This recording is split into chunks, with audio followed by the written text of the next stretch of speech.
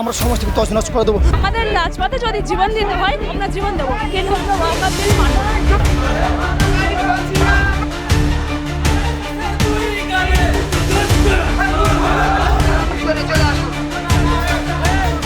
মুসলিম আর হিন্দুর মধ্যে একটা দাঙ্গা লাগাতে চাইছেন, যাতে এই ইস্যুটা নিয়ে আমরা একটা দাঙ্গা লাগাতে পারি।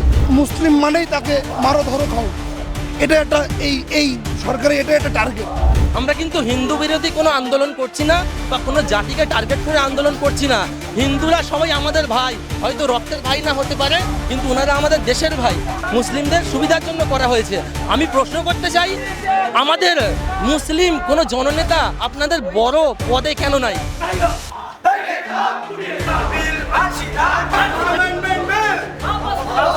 ইতিমধ্যে ওয়াকআপ সংশোধনী বিল তা কিন্তু পাশ হয়ে গেছে রাজ্যসভা থেকে শুরু করে একদম মূলত লোকসভাতে, এবং তার পাশাপাশি কিন্তু রাষ্ট্রপতির কাছেও কিন্তু সেই বিল পৌঁছে গেছে। বিল কিন্তু আইনে পরিবর্তন হয়েছে, কিন্তু তারপরেও এই ওয়াকআপ সংশোধনী বিল নিয়ে কিন্তু আন্দোলনে তপ্ত রয়েছে গোটা পশ্চিমবঙ্গ রাজ্য।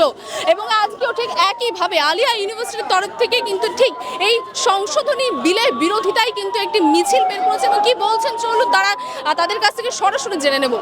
এই বিলের বিরোধিতা কেন, বা বলতে ইতিমধ্যে রাজ্যসভা লোকসভায় পাশ হয়ে গেছে, রাষ্ট্রপতির কাছেও পৌঁছে গেছে, আইনে পরিণত হয়েছে, এখন কেন বিরোধিতা?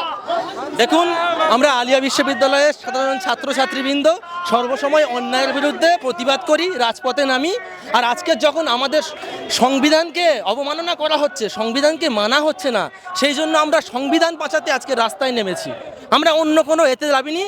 আর দ্বিতীয় কথা হচ্ছে, আমাদের কেন্দ্র সরকার আজকের একটা জাতিকে টার্গেট করে সেই জাতিকে দাবানোর জন্য অনেক রকম চেষ্টা করেন, কিন্তু তাই পেরে ওঠেন না।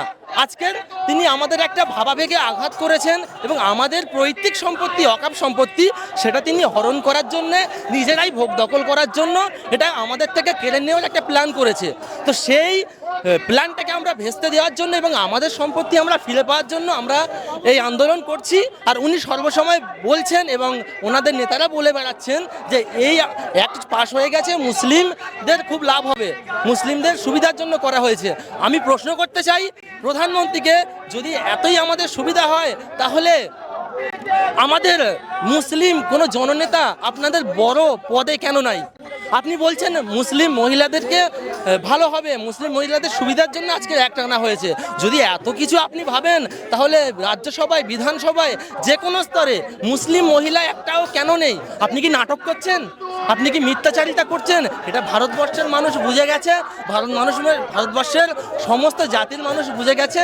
ওই জন্য আজকের আমরা জাতি ধর্ম নির্বিশেষে সকল জাতির ছাত্রীরা আজকের আমরা এখানে নেমেছি। আর একটা কথা বলতে চাই, আমরা কিন্তু হিন্দু বিরোধী কোনো আন্দোলন করছি না বা কোনো জাতিকে টার্গেট করে আন্দোলন করছি না। হিন্দুরা সবাই আমাদের ভাই, হয়তো রক্তের ভাই না হতে পারে, কিন্তু ওনারা আমাদের দেশের ভাই।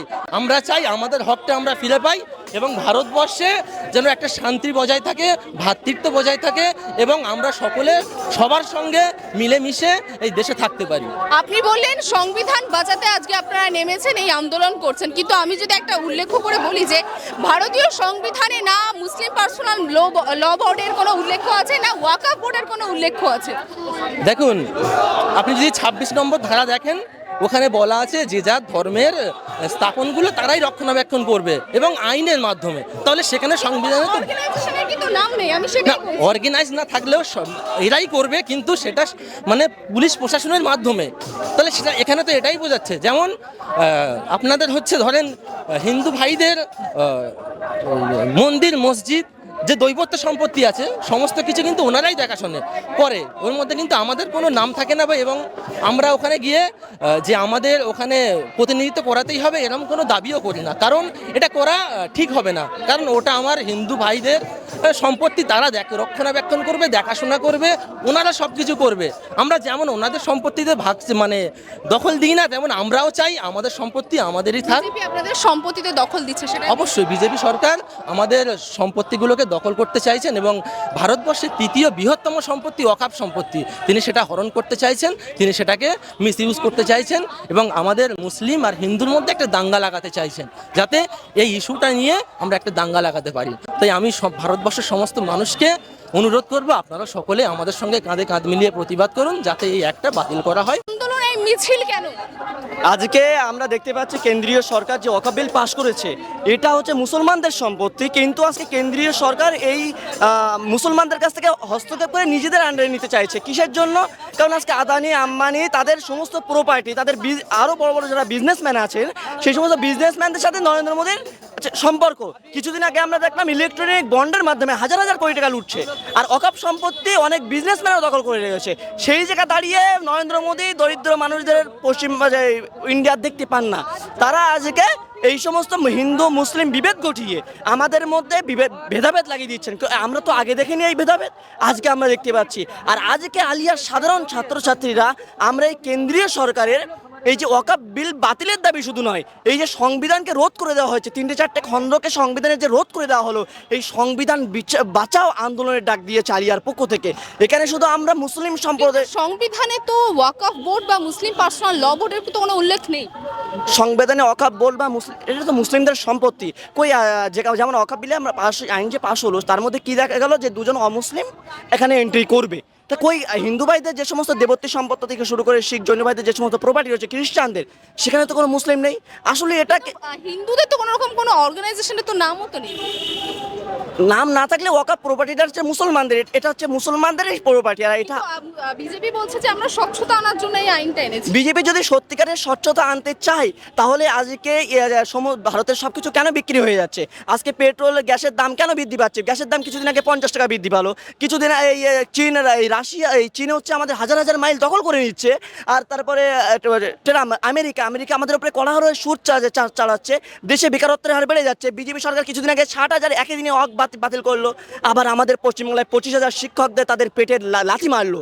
আবার শুধু এই পশ্চিমবাংলা 25,000 শিক্ষক তো রাজ্য সরকারের আন্ডারে হলেও এই বিজেপি সরকার কাঠিবাজি করে সুপ্রিম কোর্টের বিচারপতিদের মাধ্যমে তারা এটা বাতিল করেছে। কিন্তু রাজ্য সরকার তো তাদের আশ্বাস দিয়েছেন যে আমরা আমাদের পাশে আছি।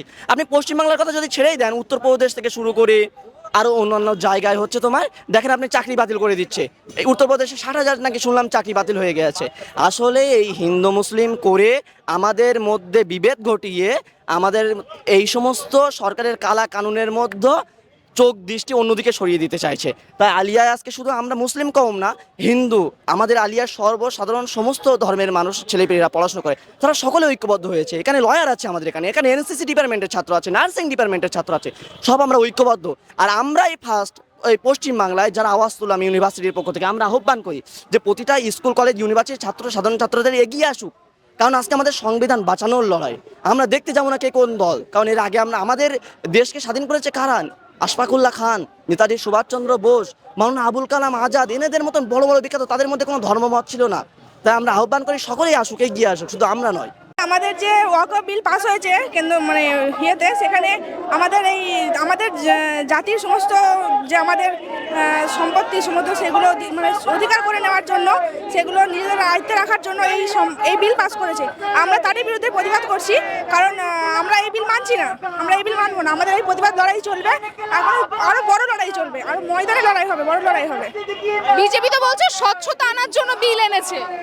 এটা ব্যাপারটা সেটা নয়, ব্যাপারটা কোথাও যেন আমাদের ওয়াকফ বোর্ডের সম্পত্তিতে সেখানে তাদের নিজেদের নিজেদের ক্ষমতা বজায় রাখার জন্য, নিজেদেরকে সংখ্যাগরিষ্ঠ হিসাবে প্রমাণ করার জন্য এই আমাদের বিলের ওপর তারা অধিকার আনছে। এই অধিকার আমরা ওদের হতে দেবো না। আমরা এই বিলের বিরুদ্ধে প্রতিবাদ জানাচ্ছি, ধিক্কার জানাচ্ছি। এই বিল আমরা এই বিল মানছি না, মানবো না। মানাচ্ছি। অংশগ্রহণ কেন করেছে?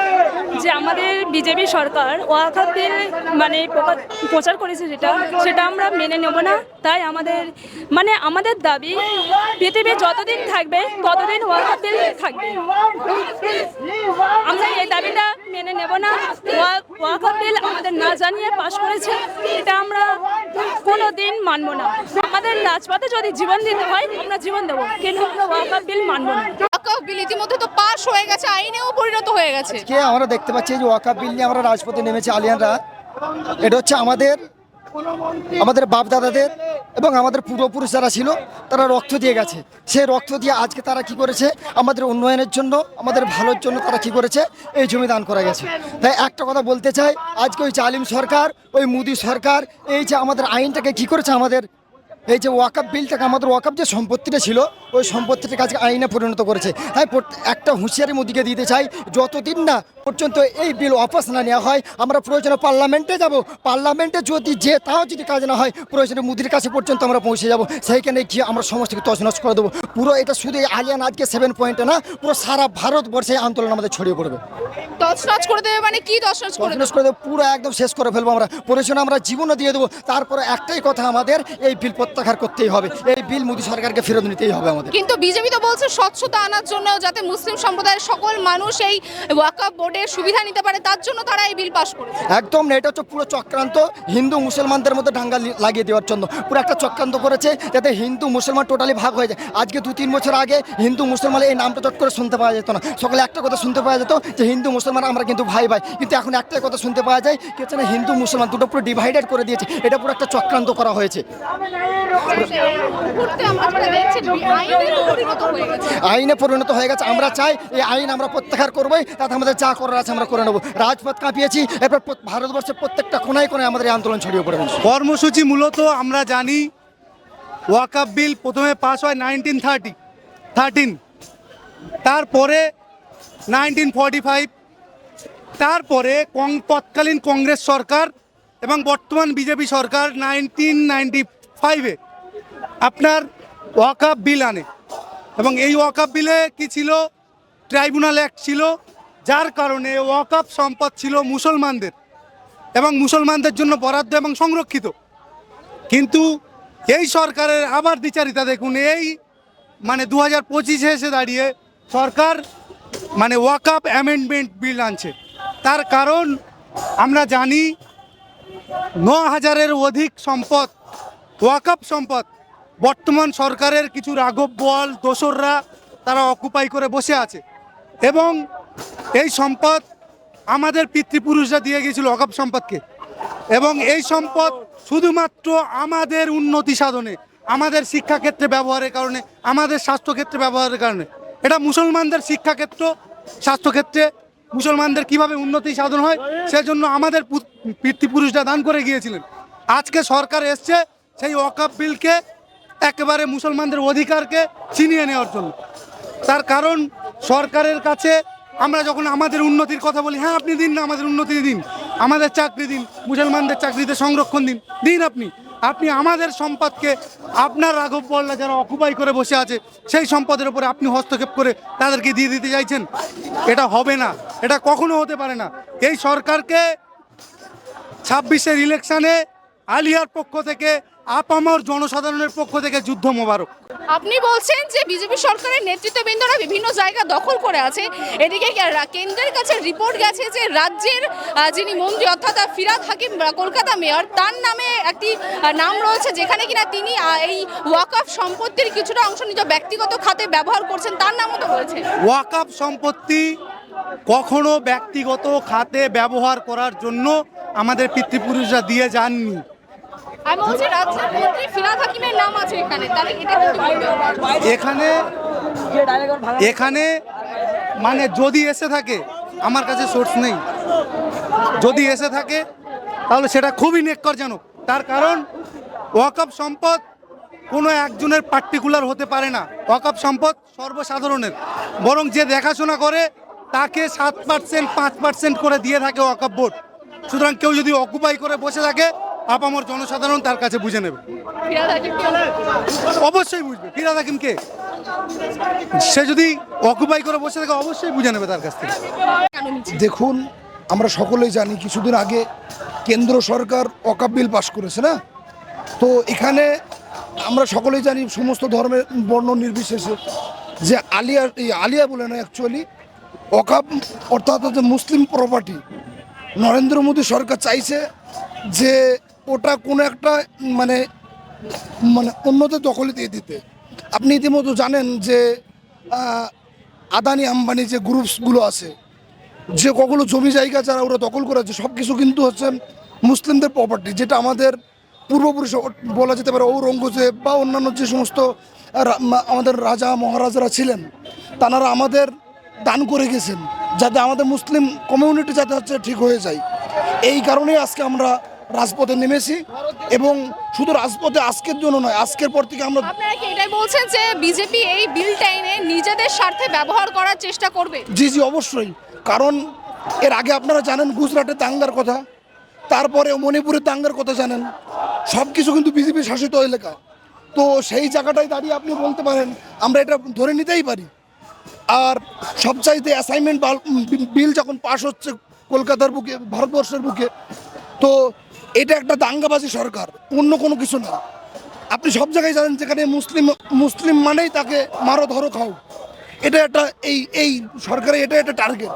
সো এই জায়গাটায় আমরা মূল কথা হচ্ছে আমরা ওয়াকফ বিল বাঁচাবো। এর জন্য যদি আমাদের লাশ পড়ে যাবে, যদি আমাদের রক্ত গঙ্গা বয়ে দেয় তবুও রাজি আমরা, কিন্তু আমরা আমাদের বিল অবশ্যই মানে যেটা পাশ করে অন্য কিছু করতে চাইছে ওটা করতে দেবো না। এই বিলের বিরোধিতা, কারণ আমাদের যদি আপনি ওয়াকাফ শব্দটা বিশ্লেষণ করে দেখেন, সেখানে ওয়াকাফের অর্থ হচ্ছে আল্লাহর নিজস্ব সম্পত্তি, যার মানে যার কোনো ব্যক্তিগত মালিকানাধীন নেই। সুতরাং আমরা যে বিলের মানেই হয় আল্লাহর নিজস্ব সম্পত্তি, আমরা কোনো সাথে এই সরকার, যে সরকার সবসময় বলে হিন্দু রাষ্ট্র, হিন্দু বলে, সে আমি সেকুলারিজম কোনোদিন মানে না, এত মানে ভোট ব্যাংক সবসময় টোপ দিয়ে ভোট ব্যাংক করে। সুতরাং আমরা এই বিল মানবো না, কারণ আমরা এই বিল দিলে ইনসিকিউর ফিল করি। আমরা যে ইউনিভার্সিটি থেকে আসছি, আলী ইউনিভার্সিটি, এই ইউনিভার্সিটি নিজেও ওয়াকাফের আন্ডারেই আছে। আমরা কীভাবে ভবিষ্যতে কীভাবে মেনে নেবো যে আমরা এই ইউনিভার্সিটি বিক্ষেপ করবে না, আমরা কীভাবে এখানে, এই জন্যই। আর যদি বিজেপি তো বলছে স্বচ্ছতা আনার জন্য তারা এই বিল এনেছে, ওরা কি স্বচ্ছ, প্রিভিয়াসগুলোতে বোঝা যাচ্ছে, উত্তরপ্রদেশে বোঝা যাচ্ছে কি করতেছে ওরা, মন্দির ভাঙছে, মসজিদ ভাঙছে, কবরস্থান ভাঙছে, ওরা বোঝা যাচ্ছে বর্তমান, আপনারা দেখতেই পাচ্ছেন। বাংলা হান্টের আরও খবর দেখতে নজর রাখুন। বাংলা খবর মানেই বাংলা হান্ট।